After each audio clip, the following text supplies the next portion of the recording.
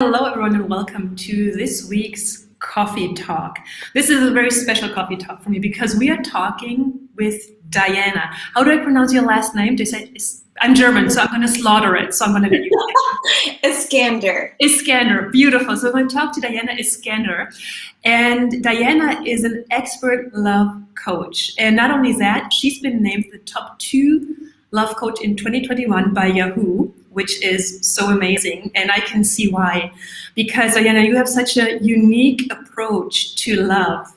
And I've been on your mailing list for like ages, and I really read it, and it's so holistic and it's so beautiful because I find what you do is, even just in writing, is you say when we are able as women to talk about our feelings from an empowered place, that's when we can really create the relationship of our dreams. Mm-hmm. And that is so deep and so rich, and I would love to talk about that. But before we do that, how did you become who you are? Like, what's the story behind that? I'm curious. Oh, it's like, how far back do you want to go? I know, where do stories start, right? And by the way, everyone watching, Diana is pregnant and she's going to give birth in 3 weeks. Yeah. But I'm just saying that because I think it's amazing. Hence all the extra body. It's all bad. Okay, where do we begin? So, if I really go back, like when I look back on my childhood, I'm like, this makes perfect sense. It makes perfect sense that I ended up here because I would, like at a very young age, I was writing love poetry, and I would have, my sister is almost 7 years older than me, and her friends would come home after school and gather around me and talk to me about their relationships and ask for my advice. And I was somewhere between 7 and 9. Yeah, so they were like 16 or something. Mm-hmm. And so it makes perfect sense. I've kind of been that person for a long time. However, I have made my absolute fair share of mistakes and like many windy turns in my own love life.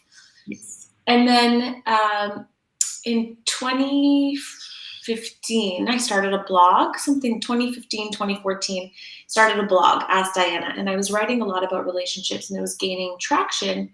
And so I started to host these meetups in the city where I live in Montreal, Canada. And I would do them monthly. And people were coming every month wanting to have these conversations. So it was like, I was just exploring. I wasn't trying to create a vocation for myself. And then they started to ask me for one-on-one sessions. So I was like, oh, okay, interesting. So I did it for free for a while until I had my first client ask, what's your rate? I threw out a number and then it began. And then it was like, oh, okay, I have this full-on business now. I want to really study and understand, like, I want to get my coaching certification. I want to study and really build my tools so that I can really, really help these people, because I had a natural gift and it was time to complement it with, some additional tools. Tools. So now I've been coaching for 5 years. And I would say doing so very well. I know. I see you all over the place, and we started working on TED Talk before like all the shutdowns, and it's so beautiful because what I find in your approach is you really you come from such a place of compassion and love for people, and you in a way you bring in both sides, the female and the male side. You talk about the king and the queen. Mm-hmm. And that is such a wonderful approach. Now, why is it, you think, in your experience, that when we as women can speak about our feelings from an empowered place, why does it create like an amazing relationship? Yeah. Why does it make love easy in a way? Because sometimes I find that hard. Oh, and let me just say that it is. It is hard, right? God, I'm so glad you say that. Let me just say that it is really hard. It is, That being said, I've seen it time and time again that like intimacy isn't only through deep conversation. Intimacy is through laughter and experience and all the things. So it's not only through deep conversation, but it certainly is one of the main portals. And the truth is that our emotions as women are part of our superpower, but we maybe haven't been guided or taught how to really navigate those in a healthy way for ourselves, and then share that with another, right? And making generalized statements here, men are typically encouraged to be cut off from their feelings from a very young age. Yes. I just witnessed, sorry, but I just witnessed something a couple of days ago, and it was heartbreaking. I witnessed a mother talking to her about 2-year-old son. Yeah. And he was crying, and she said, "We've talked about this, and Daddy told you men and boys don't cry."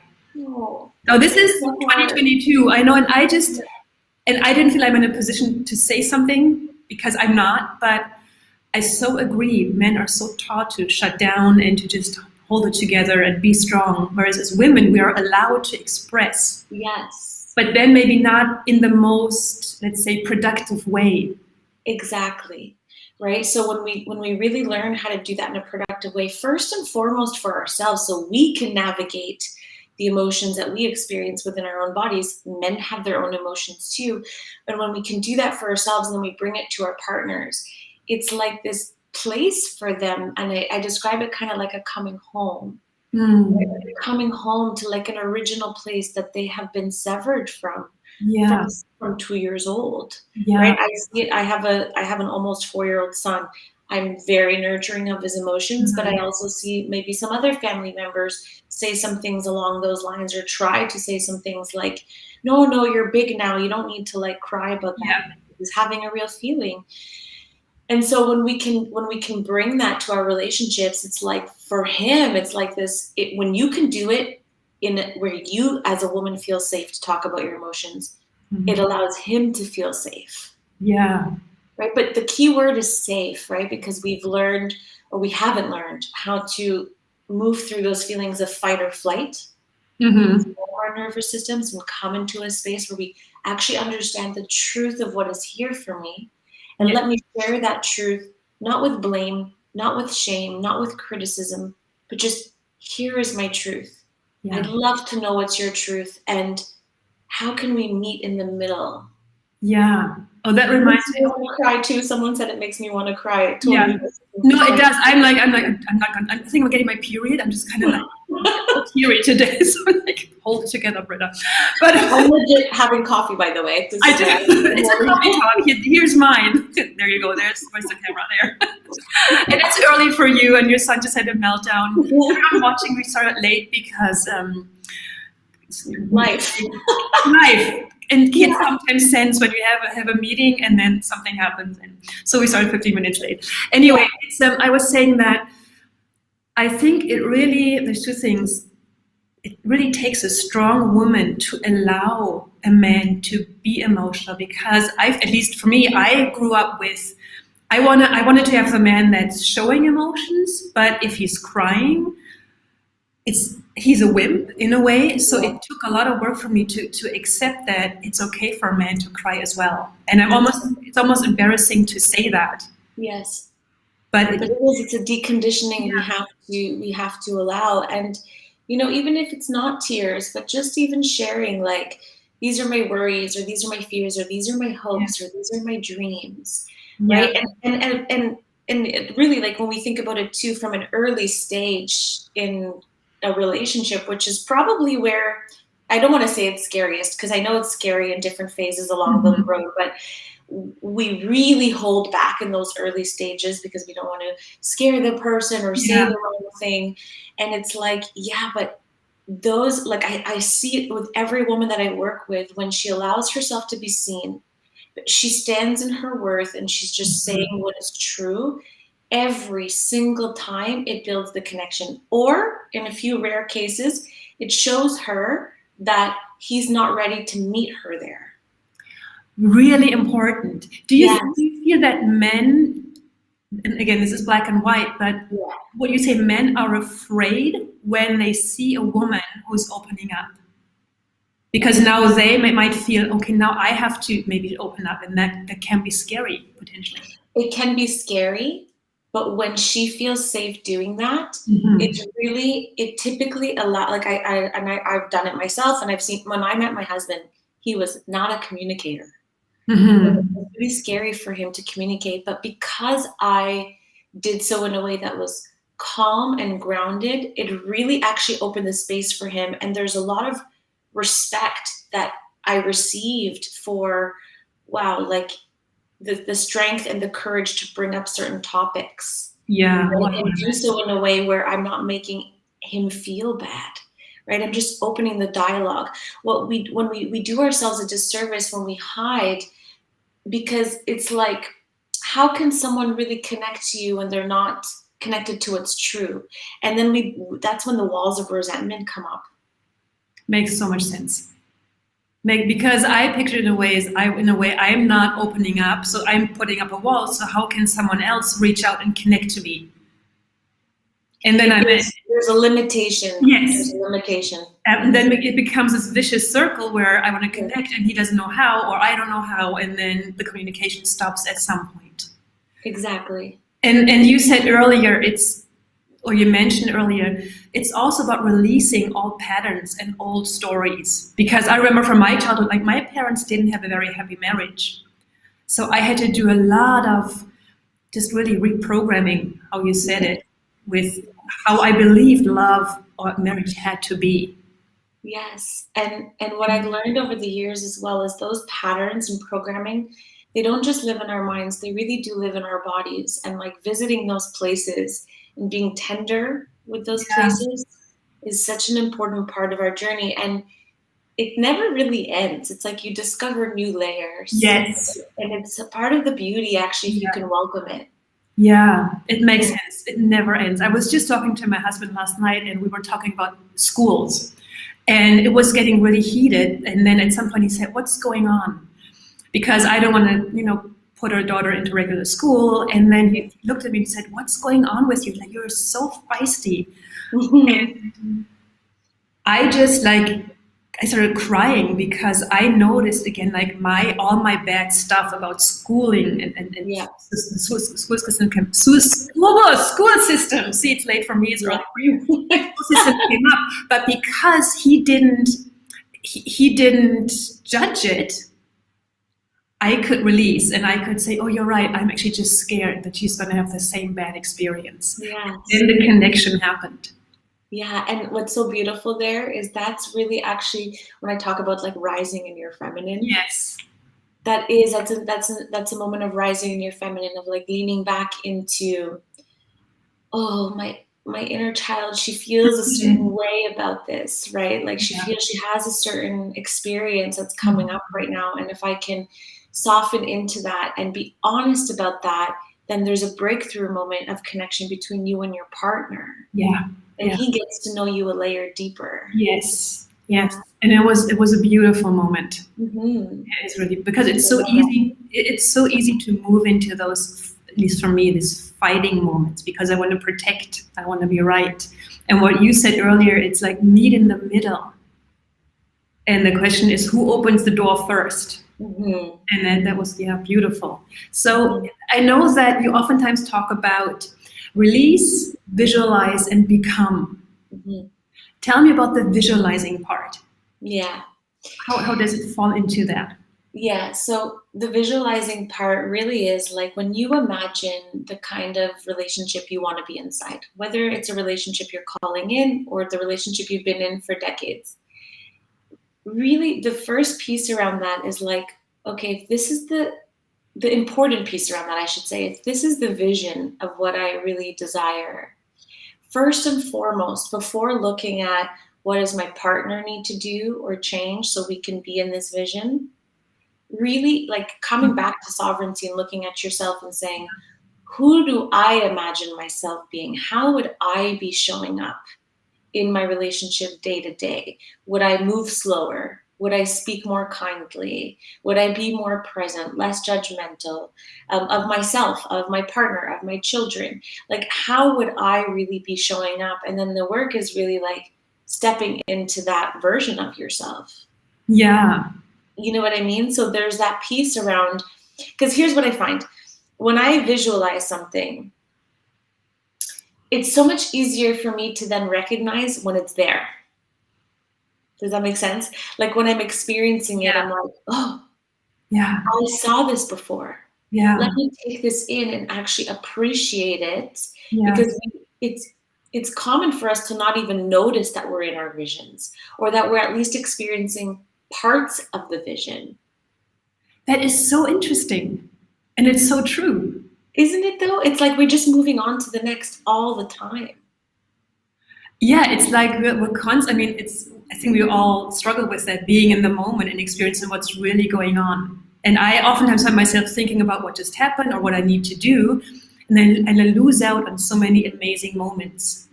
Yeah, and Yeah. it's so unfortunate we all do that, and it's like that's tragic, right? When you do that, because we wanted something, we have it. This is what I always tell my single clients too. I say, learning to live in gratitude now is important, because one day you'll have the relationship and you will take it for granted. What would you say, or what do you say to couples or to men or women who are stuck in this, I'm taking my partner for granted? Because I think this is like a very common thing that's happening. Yeah. Okay, well, first and foremost, there's usually some unpacking to do Mhm. around like what created this pattern of being like stuck and taking them for granted. Mhm. Like, what are you holding on to that needs some letting go? Yeah. Right. And sometimes for some people it's pretty easy release, and it's like, wow, I see that so different now. Like, there, for example, one of the women who's in my program right now, we were talking in our first session, and I asked the question, like, how many of your partners should you, like, tell you what you should do Hmm. as much as you do to them? And that was a huge breakthrough for one of them. She's like, he never tells me what I should do. He See, never tells me to I be know. different. Yeah. Yeah. And I'm going like, yeah, because I think women are sometimes, again, black and white, but we are so focused on changing the other person, whereas the men oftentimes are, I don't know if they're more content in the relationship or like however you want to call it, but I can totally relate to that. You should change. You should change. Why aren't you different? It's interesting. Why do you think that? Exactly. So in her case, it was like an easy enough breakthrough that she saw that so clearly, and she hasn't gone back to it, right? So her commitment was, I'm dropping all the shoulds. So as soon as she did that, it created more room for like actually appreciating her partner and seeing him more clearly. Sometimes there's more resentment that we need to work through. Mm-hmm, mm-hmm. Like, what are you holding on to there? So like that release part is so important before also the visualizing, are kind of in tandem. Yeah. And then it's like, okay, can we start to, so once we feel like the release is coming, the release, you're crying it out of your body, you're really starting to feel like it's letting go. Okay, can we start to shift from like it being primarily criticism, Mm-hmm. like even start to notice how many times in a day you're saying should, or can you, or would you do this differently, or I can't believe you did it like that, versus how often you're noticing what's good about them. Yeah. And can we start to like actually be aware almost of that ratio and see if we can turn that around even slightly? But it also takes an acceptance of yourself to learn how to do that with someone else. And also accepting that, and I found that hard when I first started doing that. I found hard to accept that I am actually a partner that is hard to be around. Mm, It was painful to go, oh my God, I don't think at this point he said, my husband said to me at one point when we met and he just moved in, and there was stuff going on. He said, I don't even like to come home right now. mm, Like, ooh, I'm the kind of woman right now that I don't want to be. yeah. And it took a lot of, looking at myself. Why is that? What's going on there for me? Yes. And I want to say, for anybody watching, it's not just the woman, right? Yeah. There's always two playing in a story, but your true power is really looking within, right? That is your true power, is to Yeah. look within and say, okay, before I immediately turn the lens or the spotlight over to my partner and what they need to change, which is typically our reaction. Yeah. We definitely look within first. So it's not that they don't have their part to play and that they're perfect and it's all on the woman. Not at all. It's just I agree. being honest with yourself first and foremost. Yeah. Why do you think it's so hard to look at ourselves? God, I don't have an answer. I don't even have a thought. Yeah. But it's a good question. I think that we avoid tough emotions. We are often deconditioned to look at tough emotions, right? Or conditioned to ignore them. I even think about like when you're a child, let's say, and you're screaming and yelling. Yeah, survival. That's survival. We are often our tantrums are cut off. Yeah. Right? So we're going through this wave of emotion, and boom, you have to stop crying. Yeah. Whether you got yelled at, some people got hit, whatever the situation might be, you were cut from your emotion. So we haven't really learned to complete the full cycle. So I think that in the same way it plays out here, where we start to notice something, but it's way too scary and unfamiliar for us to go all the way through it. That makes sense. Because if I haven't learned to do that as a child, if I wasn't allowed to do that, I'm going to think this is dangerous because my parents are trying to keep me from experiencing something. Exactly. Yeah. Exactly. And we numb ourselves, we turn away from our pain. But there's a real power in facing it and not even trying to change it, but even just witnessing it. Yeah. Like witnessing, okay, well, it's deeply uncomfortable for me to acknowledge that. Even myself recently, okay, so we are 3 weeks away from having another child. We're in the middle of renovations. My husband's never been busier at work. It's a lot. And I noticed myself recently being a partner I don't love to be. Yeah. Right. And it's like I really want to hide from that thought and run away from it. Yeah. But when I look at it and I can just love it and be tender with it, it can start to break open and the tension in my body can start to release and I can invite in some like peace into my own heart, which is going to make me more peaceful in the home. Yeah. That makes so much sense because the moment I try to fight it, there's tension in my body. Exactly. It's I remember when my father passed away, it was so painful and it was there were so many temptations. I'm just going to check my phone when I feel sad. I'm just going to, eat the banana muffin. But just going, no, just allow it to move through you. You're not going to die. Yeah. And then it can shift and change. And I think this is what we need our kids to experience. Exactly. Go through it. It's okay. It's going to make you stronger. It's safe to feel that scary emotion and feeling it really starts to transmute it. Yes. Yes. And it's interesting how often I see parents when their kids cry go, shh, it's okay. Yes. It's like, no, let them just move through it. That makes so much sense. Yeah. That makes so much sense. Yeah. So would you say, and I read this so much, like love is a choice. Mm-hmm. Would you agree with that? I do. And I think that if we go a layer deeper than that, like love is an intentional choice every day, right? In the sense of like, if we don't bring that intentionality, it's very easy to just, especially now if we're talking like living with a partner, potentially adding kids to the picture, like you can really just move through the motions and not be intentional about your choices day to day. Yes, love is a choice. Love is also to me a feeling, and a feeling that we need to feel safe enough in our bodies to feel. Going back to what we just talked about. Exactly. Yeah. We have so many, whether it's small traumas or big traumas that live in our body that take us into a fight or flight. So often we don't feel safe enough to feel love for ourselves or for someone else consistently. Like fear is such a part of our 3D reality. Yeah, and essentially, when I really think about what I'm doing with clients, like at the end of the day, the women that I'm working with, I'm really helping them shift from fear to love. And every choice is anchored in fear or love. How can we move towards love? What would love do here? So love being a choice, love being a feeling, love being like this guiding force that we need to attune ourselves to feel safe enough to feel regularly. Which includes all feelings. Yes, exactly. And it's so, that brings me to a friend of mine who really wanted to be this loving person towards her kids and her husband. But somehow I think she had a misunderstanding where she suppressed every bit of anger Yes. came up. And that, in a way, she said at some point, I feel like a robot. Yes. Like, I don't want to be angry, but I am angry at certain things.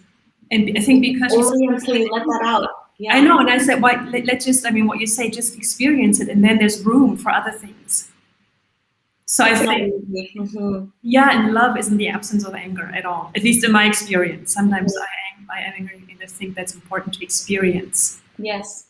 What do you think we should teach our kids about love? Like, because I feel like a huge responsibility for my kids, and I think this is where we can, start to shift and change things. Yes. I don't read any fairy tales to my kids because I don't want them to have this. They're two girls. This, the prince is going to come and rescue me. All these things. I don't want that. How do you talk to your son about love? I mean, do you, or like, what's your? Yeah. Well, so one of the things that I've been noticing about just love in general, not even necessarily romantic, is like the other day I said, I love you, and he said, because I listened when you told me to leave the park. And I was like, oh, baby, I love you all the time. Yeah. All the time, whether you're listening or not listening, doesn't change how I feel about you. Yeah. So there's a piece around this unconditional love that I think is important, more so to instill in himself. Yes. Right? Because how we love ourselves really impacts how we love someone else. Absolutely. And how we expect to receive love from someone else or share love from someone else. So I think first and foremost, I just want to say thank you for not reading your girls. I just can't. Can we be done with that already? It's not, that's not it. It's really, I mean, I feel like I'm still really in the beginning of this journey with my son, but what I really think we need to teach about love is that it is always something we can access. And also that loving someone doesn't necessarily mean having them in your life. Sometimes you can love someone. Yes. And so we can always choose love, even if we say this person doesn't belong in my reality. Yeah. But I can still love them, but I also know that I love myself and that I have this boundary. Yes. Right? I think even like insisting on my own boundaries with my son is a way of showing I love myself. Like I love you, but I love me more in a sense. Yeah. And that's not something that we say as parents. Yeah. I'm going to show you how I love myself enough to respect myself and still always love you, no matter what. Yes. So then that you can model it and see what self-love looks like. Yes. And I think it's also important in a sense that we have disagreements with our partners in front of our kids. And that they can see that the love doesn't change. It doesn't go away. Yes. So they can feel safe inside of some discord and know like that's not a reason to run or hide. We're going to come back together. It's not going to change our love or our relationship. And so they can start to feel safe around disagreements. Makes so much sense. I don't know that my husband in his house, they never fought. So like he had a really hard time when in my house, they always fought. So we had like these two extremes. We had some work to do. But no, it was just interesting because every time I would move into a fight for whatever reason, he would really be almost shocked. Yes. And I said, if we ever have kids, then we're going to have to work through this. Yes. We're going to have to learn to be okay with fighting. It sounds like that's part of what you and your husband came together to teach each other. Yeah. And I mean, it keeps being a struggle. Like you said, it's never really easy. Because it's this constant mirroring, constant looking at myself going, what did I just do? Why did I do this? And it's not comfortable. It's not comfortable. I think it gets to be more easeful in a way, like, and more safe. Like, like when you build a certain safety in your relationship, that there's a room for that growth. Yeah.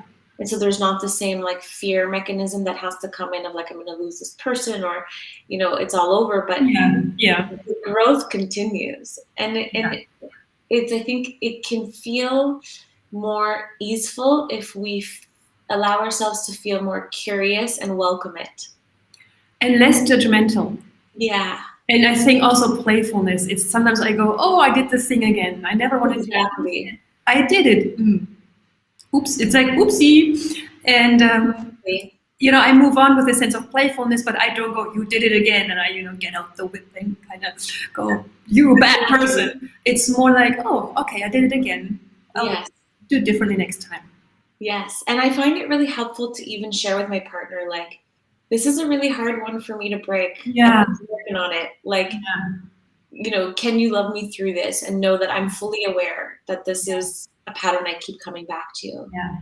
And there's also, I find, fun patterns, like fun in a way. It's like, I'm going to share something very personal. But I hate the sound of chewing. For some reasons, there's this thing in me that goes, and whenever we eat, he looks at me and goes, how are you? And I'm like, pretty bad. It's like, I'm going to eat now. I'm like, let's eat. And then we just, it's so funny. Like, he goes, how are you? I'm like, I'm really struggling right now. But because, can you see I'm blushing? Like, I'm just kind of. I've heard that there's a term for this. When there's certain sounds, there's a term. I can't remember. There is. And I'm one of those people. But what I'm trying to say is we laugh about it, and it has this playfulness, and he knows about it, and so we can make it like this, a joke almost, and then it becomes, in a very strange way, almost like a connecting thing while I move through it. Because you can't hide. There's this, at a certain point, you can't hide these shadows. You can't be there. They just become so obvious after the years and living together. It's like, here it is. So can we find a way through it together? I know. Can we just walk hand in hand through this dark valley of despair? And I'm joking, but like you said, it never ends. I think I'm going to be on my deathbed at some point and go, but there's this one thing I still wanted to figure out about myself. And so it's this continuous journey. And I think all we can do is be on this journey with each other with love and ease and playfulness. Yes. So how do people find you? Because you're amazing. And how do people get in touch with you? Okay, it's a great question. I mean, I guess you can check out my website, dianaeskander.com. I'm very active in my Facebook group. I'm going to post a link. Maybe we can link it after, Fearless Love with Diana. Those are good places to get started. In the Facebook group, I share a lot of videos and some more intimate shares as well. So those would be good places to, thank you. Oh, yeah. Just get in touch, say hello. Yeah. Let me know what's on your heart. Yeah, and then I'm going to post a link to your Facebook group in the comments once we're done, and then people can just find you and get the goodness from you. And I know that you have a group program coming up. Yes, so we started in October. So I have 2 pods, we'll call it, one for women who are single, one for women in relationships. And it's a 6-month deep dive, like just beautiful journey of the wise women coming together and really like looking at, okay, what is there in me that is keeping me and blocking me from feeling safe to love, whether that's to welcome someone in or to be fully at peace within the relationship you are in. Yeah. So we have 1 round right now that's running, and the next one will be in early spring. Okay, wonderful. Yeah. Thank you so much, Diana. This was amazing. Thank you so much for having me. That was so good. And I'm glad your son calmed down. And just in time. Well, I mean, just in time. It's always like that. So thank you so much. And we'll be in touch. Yes. And good luck with the baby. Oh, thank you so much. And for anybody watching, lots of love. Bye. Bye. Bye.